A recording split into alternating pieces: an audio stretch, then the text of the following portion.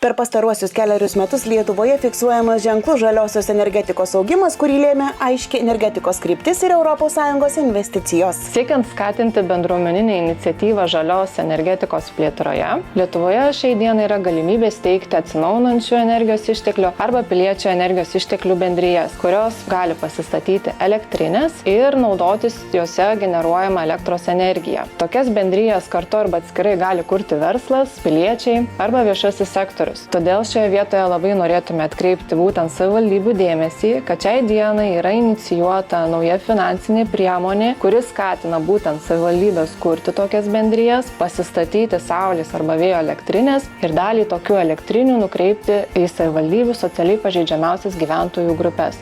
Taip, jiems sumažinant sąskaitas už elektros energiją. Daugiau informacijos apie ES investicijas spartinant energetinį savarankiškumą www.pažaliuok.lt.